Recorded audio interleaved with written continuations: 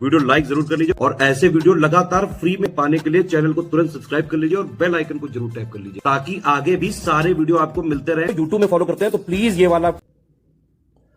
नमस्कार साथियों, स्वागत है आप सभी का स्टडी फॉर सिविल सर्विसेज में। ये क्लास है हमारी यारो हिंदी की और हिंदी में जो टॉपिक हम लोग डिस्कस कर रहे हैं वो है पर्यायवाची। तो पर्यायवाची शब्द हम लोग यहाँ पे देख रहे हैं। चलिए शुरू करते हैं।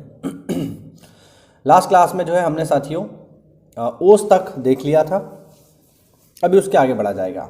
तो चलिए देखते हैं। देखो भाई, आगे है ओछा। पहला देखिए ओछा। ओछा के पर्यायवाची देखिए कमीना, छिछोरा, टुच्चा, क्षुद्र और हल्का। ये सब पर्यायवाची हैं किसके साथियों? ओछा के। ओठ देखिए, लिप्स के पर्यायवाची क्या हैं? होठ, अधर, ओष्ठ, दंतच्छद, दंत आधा चा और फिर छा और फिर दा, दंतच्छद और रदच्छद। ये आपको देखिए प्रॉपर आपको ये पता होने चाहिए, तभी आप इनको कर पाओगे पेपर, वरना दिक्कत देंगे आपको ये। ओझल का देखिए अंतर्धान। अच्छा, ये इसकी वर्तनी यार आप जरूर देख लो। आप इसकी वर्तनी लोग बहुत गलत लिखते हैं, ठीक है, ध्यान रखना। अंतर्धान ऐसे ही लिखा जाता है। अब ज़्यादातर लोग क्या बोलते हैं? अंतर्ध्यान। अब बोलेंगे जब अंतर्ध्यान तो फिर अंतर्धान कैसे लिखेंगे, ये भी तो ज़रूरी है। तो शुद्ध बोलिए और शुद्ध लिखिए। तो ध्यान रखना, अंतर्धान सही शब्द होता है, अंतर्ध्यान कुछ नहीं होता। और यही इसकी एकदम सही वर्तनी भी है जो आपको याद रखनी है, जो मैंने यहाँ पे लिखी है।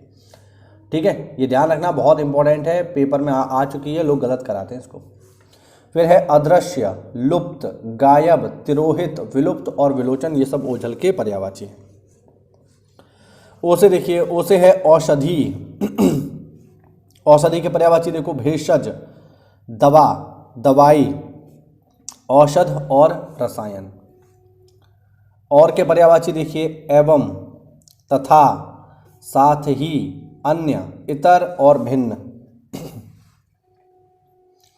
और के पर्यायवाची देखिए अधिक, ज्यादा और बढ़कर। ठीक है, आगे बढ़ते हैं। आगे देखते हैं कमल के पर्यायवाची काफ़ी सारे हैं, तो देखेंगे इनको। कमल के पर्यायवाची कौन कौन से हैं? देखिए उत्पल, कुवलय, इंदिवर, पदम, नलिन, सरोज, अरविंद, शतपत्र, सरसिज, शतदल। आगे देखो सरसीरूह, राजीव, कंज, अम्भोज और पंकज। और भी हैं अम्बुज, पाथोज। ठीक है। अच्छा देखिए, अम्बुज और दो शब्द, एक शब्द और होता है, वो है अम्बुद। ठीक है, तो इन दोनों में थोड़ा सा आप समझ लो। एक शब्द होता है अम्बुद जो मैंने यहाँ लिखा है, और एक शब्द होता है अम्बुज। ठीक है, इनका आपको बिल्कुल अर्थ स्पष्ट रखना है। अम्बुद का मतलब होता है बादल, ठीक है, और अम्बुज का मतलब होता है कमल। कैसे होता है देखो, ये जो दोनों शब्द हैं ये मूल शब्द से बने, और वो मूल शब्द है अम्ब, और अम्ब का मतलब होता है पानी, जल। तो अगर कोई जल में जन्म लेता है, ठीक है, तो उसे हम क्या बोलेंगे? अम्बुज। जा मतलब जन्म लेने वाला, जैसे जलज, जल में जन्म लेने वाला। तो जल में जन्म कौन ले रहा है? कमल ही तो ले रहा है। तो जा का जो मतलब है यहाँ पर वो जन्म लेने से है, तो ये बात आप ध्यान रखना। तो अम्ब और जा यानी जन्म लेना। तो जल में जो जन्म लेगा वो कौन हो जाएगा? कमल हो जाएगा। अच्छा, इसमें देखिए ये है अम्बुद। दा मतलब देने वाला और अम्ब मतलब पानी। तो पानी कौन देता है? बादल ही तो देते हैं ना। तो अम्बुद अगर आएगा तो बादल हो जाएंगे, और अम्बुज आएगा तो फिर हो जाएगा कमल, क्योंकि जा का मतलब जन्म लेने वाला है ना। जैसे इसका एक अन्य अर्थ यहाँ पर आप देख लो, जलज है ये, जलज। तो जल में जन्म लेने वाला ही तो हो गया। तो जल में जन्म कौन लेता है? कमल लेता है। इस तरीके से आपको याद रखना है। पाथोज, पुंडरीक, वारिज, सरोरूह, जलज, नीरज। अब देखो ये भी शब्द आपको समझ में आ रहा होगा, नीरज। नीर और धन ज। नीर मतलब पानी और जा मतलब जन्म लेने वाला, पानी में जन्म लेने वाला। तो नीरज हो गया, नहीं हो गया? ठीक है। कोक, नद, अब्ज, ये सब कमल के पर्यायवाची हैं। तामरस, परिजात और मकरंद, ये सब पर्यायवाची हैं किसके? कमल के। आगे बढ़ो, आगे देखो, आगे है वस्त्र। वस्त्र के या कपड़ा के पर्यायवाची देखिए, वस्त्र, दुकूल, पट, वसन, अंबर। अब अंबर के देखिए दो अर्थ होते हैं, एक तो हो गया कपड़ा और एक अंबर होता है बादल, मतलब आकाश। ठीक है, ध्यान रखना, अंबर मतलब आकाश नहीं, सॉरी, बादल ही होता है, बादल होता है। चीर, चैल और परिधान, ये सब पर्यायवाची हैं। ठीक, आगे देखो कल्प वृक्ष के पर्यायवाची देखिए, सुर तरु, तरु मतलब वृक्ष और सुर माने देवता, तो देवताओं का वृक्ष है। हरि चंदन, मंदार, पारिजात। अब देखो अगर पूछा पारिजात, ये ऊपर लिखा हुआ है, तो हो गया कमल, और पूछ लिया पारिजात तो हो गया कल्प वृक्ष। देव वृक्ष, कल्प तरु, शल्प मतलब कल्पशाल, कल्प द्रुम। ठीक है, तो द्रुम जो है ये वृक्ष का पर्यायवाची है। शाल भी एक प्रकार का वृक्ष होता है, तरु भी वृक्ष होता है ना। तो सुर तरु या कल्प तरु ये सब जो है देवताओं से जुड़े हुए हैं, है ना। देव वृक्ष यहाँ पर आप देख सकते हो, तो देवताओं का वृक्ष कहा जाता है। कल्प वृक्ष से आप जो भी इसके नीचे बैठ करके आप जो भी इच्छा मांगेंगे या जो भी सोचेंगे वो सही हो जाता है, ऐसी मान्यता है। चलिए आगे बढ़ते हैं। आगे है कई, कई के पर्यायवाची देखिए, नाना, अनेक, विविध, एकाधिक, कई, एक। ठीक है, एक और देख लो फिर आगे बढ़ेंगे। कली, कली का देखिए, कली का है कलिका, कोपल, जालक, मुकुल, ताम्र पल्लव, कल्पशाल, नव पल्लव और अखुवा। ये सब पर्यायवाची हैं साथियों कली के। एक और देख लेते हैं फिर आगे बढ़ेंगे। कंठ, कंठ का है ग्रीवा, गला और शिरोधरा। कर, कर का पहला पर्यायवाची देखिए, हाथ, हस्त, बाह, पाणे और भुजा। ये सब हाथ के पर्यायवाची हैं। एक कर और होता है जो कि है शुल्क, टैक्स, महसूल और मालगुजारी, ये सब टैक्स के ही पर्यायवाची हैं। कल्याण का देखिए, कल्याण का पर्यायवाची है मंगल, भलाई, क्षेम और वंचना। कला का पर्यायवाची देखिए, कौशल, हुनर, विद्या और फन। कहते हैं ना फनकार, कलाकार का एक अन्य नाम क्या है, फनकार, उसके अंदर फन होता है। कन्या का पर्यायवाची देखिए, कुमारी, कुंवारी, अविवाहिता, अनूढ़ा, किशोरी, बाला और बालिका, ये सब इसके पर्यायवाची हैं। कबूतर का देखिए, कपोत, हारीत, रक्तलोचन, पाराव्रत और परेवा। तो कपोत जो है कबूतर का संस्कृत में नाम है, हारीत है। रक्तलोचन इसलिए कहते हैं क्योंकि इसकी आंखें बिल्कुल लाल होती हैं, कभी आप देखना कबूतर की आंखें लाल होती हैं। पाराव्रत इसलिए कहा जाता है क्योंकि इसके गले पे देखना एक चांदी के रंग जैसी एक लाइन होती है, तो पाराव्रत क्योंकि चांदी जैसा रंग है, तो पारा और व्रत माने गोला है, गले पर होता है, देखना। और परेवा इसका एक अन्य पर्यायवाची है। कटाक्ष के पर्यायवाची देखिए, व्यंग्य, आक्षेप, छींटा, कशी। कच्चा के पर्यायवाची देखिए, अनपका, अपक्क, अपरिपुष्ट, अप्रौण और कालपूर्व। कपड़ा के पर्यायवाची देखिए, परिधान, वस्त्र, वसन, अंबर, चीर और पट। ठीक, तो अंबर के अर्थ मैंने आपको पहले बताए थे।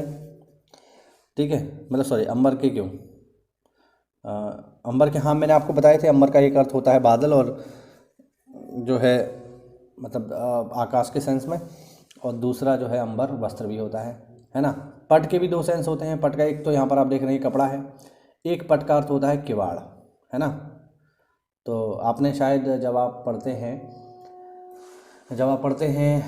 अलंकार, तो वहाँ पर एक लाइन आती है, मंगत को देख पट देत बार बार, है ना। तो यहाँ पर जो है पट के दो अर्थ हैं, यानी मंगत मतलब भिखारी, तो भिखारी को देख करके कोई महिला है वो पट बार बार जो है दे रही है। अब यहाँ पर पट के दो सेंस हैं। पहला सेंस ये है कि भिखारी को देखकर महिला अपना दरवाज़ा बंद कर लेती है, तो मंगत को देख पट देत बार बार है। और दूसरा सेंस है कि मंगत यानी भिखारी को देख करके महिला बार बार उसको कपड़े दे देती है, ये भी सेंस है। तो इस तरीके से यूज़ होता है इनका। आगे देखो, कथन के पर्यायवाची हैं बयान, मत, कथनी, वक्तव्य और विचार। कटु के पर्यायवाची देखिए, कड़वा, तीखा, तेज, तीक्ष्ण, चरपाए या चरपराए से बोलते हैं, चरपरा, कर्कश, रूखा, रूक्ष, परुष। ठीक है, कड़ा, कठोर, ये सब जो है इसके पर्यायवाची हैं। आगे है देखो, आगे है कब्ज। कब्ज के पर्यायवाची देखिए, कब्ज हो जाती है ना पेट में जब पेट साफ नहीं होता है।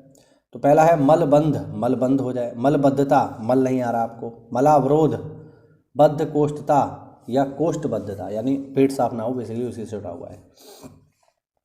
कामदेव काफ़ी महत्वपूर्ण है, देखते हैं भैया। देखिए देवताओं के जितने पर्यायवाची हैं आपको विशेष रूप से याद रखने हैं क्योंकि महत्वपूर्ण है। मदन, मनोभव, पंचशर, मार, स्मर, मनसिज, मनमथ, मीन, केतु, कंदर्प, अनंग, रतिपति, मनोज, मयन, मकरध्वज, ये सब इसके पर्यायवाची हैं, है ना। अब देखो ये शब्द कैसे बने, कुछ शब्द मैं आपको बताता हूँ। मनोभव का मतलब होता है मन में उत्पन्न होने वाला, तो कामदेव यानी किसी को देख करके काम की भावना मन में ही तो उत्पन्न होती है, ठीक है। मनसिज, मनसिज यानी मन मतलब मन और जा मतलब उत्पन्न होना, तो मन में उत्पन्न होने वाला है, ठीक है।